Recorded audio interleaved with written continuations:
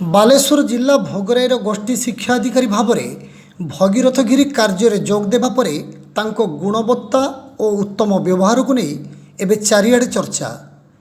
कालंदी चरण सोरेन अन्यत्र बदली पर बुधवार श्रीजुक्त गिरी बालेश्वर जिला शिक्षा अधिकारी कार्यालय में पहुंची विधिबद्ध भाव में भोगराई ब्लॉक शिक्षा अधिकारी रूपे कार्यभार ग्रहण करथिले।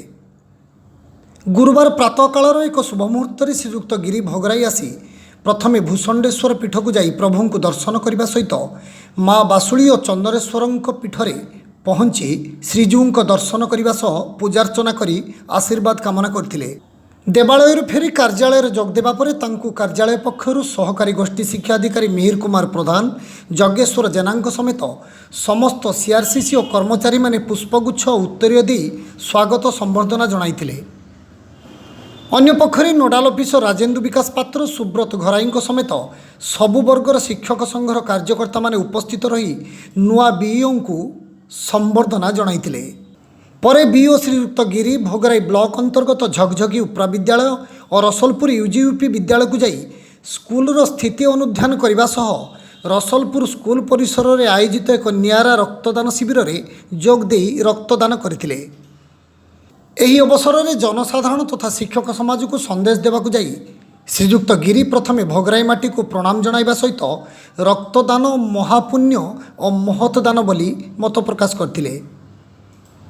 एथिसहित विद्यालय भली मनीष तैयारी कारखाना रे शिक्षक बंधु माने दक्ष कारीगर साजी सबु छात्र छात्री को भल मनीष करी गढ़ी तोलिबाकू सत् परामर्श देइथिले। मु ए भोगराई माटी को मोर कुटी प्रणाम जनाऊँगी कारण ये हूँ सही माटी जो माटी मनोज सार को भली बा मनोज सार को भली प्रतिभावान व्यक्तित्व समग्र विश्व को दिग्दर्शन देइचंती।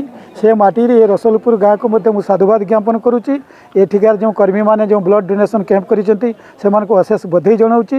ये जो रक्तदान आम समस्ते जानीचु एक पुण्य एवं यह हूँ एक जीवन दान। तेणु ये गोटे किसी लोकंकर साधारण भय थाए रक्त देले आमे दुर्बल हो आम रुगा हो। मु गोटे वार्ता देवाई चाहूँगी मो शिक्षक माध्यम मो सीआरसीसी बंधु मान माध्यम समस्त प्रकार वार्ता पहुँचू। ये रक्तदान द्वारा कहीं दुर्बल हुए ना कि कहीं रुगाग्रस्त हुए ना। ये रक्त जी देहर क्षय होता है 6 मास भितर भरण हो जाए। तेणु 6 मास को जब रक्त दि जाए तेज ता शरीर प्रति क्षतिकारक नुहे।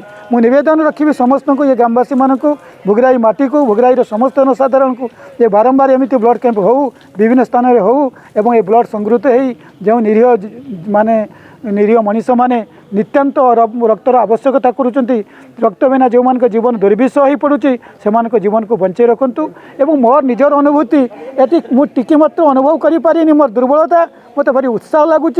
अब ये बंधु मानकर हास हास बदन एमानकर जो आम सार मानकर जो चेष्टा समस्त को बधाई जनाऊँगी। भगवान थे प्रार्थना करुच्ची ये अनुष्ठान एवं ये कार्य सबुदिन दीर्घजीवी हो। मोर शिक्षक समाज प्रति गोटे वार्ता भारत वर्षर अवनति उन्नति सब निर्भर करे शिक्षक समाज उपरे। कारण एमाने होचंती मनीष तैयारी कारखानार मालिक।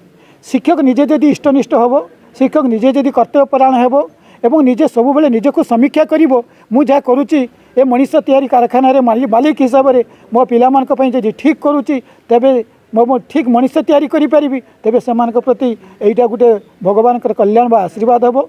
कहीं पिला खराब नुहंती सब पिला मानसिकता समान न थाई पारे। आम शिक्षक जदि उत्तम मानसिकता नहीं प्रत्येक पिला गढ़ापी चेष्टा करेंगे प्रत्येक पिला ही मनीष परी मनीष हे। आम चाहूना समस्त पिला आईएएस ओएएस हूँ आम चाहूँ समस्त पिला मनीष परी मनीषटी है निज मातृगर्भ को सार्थक करूँ निजर माटी को सार्थक करूँ निजर जीवन को सार्थक करूँ। मु आशा रखी ए भोगराई समस्ते होती बुद्धिजीवी समस्त विद्वान और ये वार्ता भोगराई कोण अनुकूल व्यापी जाऊ जे आम समस्ते आम भविष्य वंशधर मान को ठीक मनीष परी मनीषटी करवा आईएएस ओएएस आम चाहूना आम चाहूँ मनीष पणिया को चाहूँ। यह हूँ मोर आज संदेश ते समस्ते मनीष परी मनीष हूँ। तेबे भोगराई पाद देवा पर जड़े गोष्ठी शिक्षा अधिकारी एभली आचरण और उच्चारण को नहीं जनसाधारण शिक्षक और छात्र समाज तथा बुद्धिजीवी महल में चर्चा जोर धरी देखा मिली। भोगराई स्वरित सपन पंडा रिपोर्ट जीटीवी ओडिया।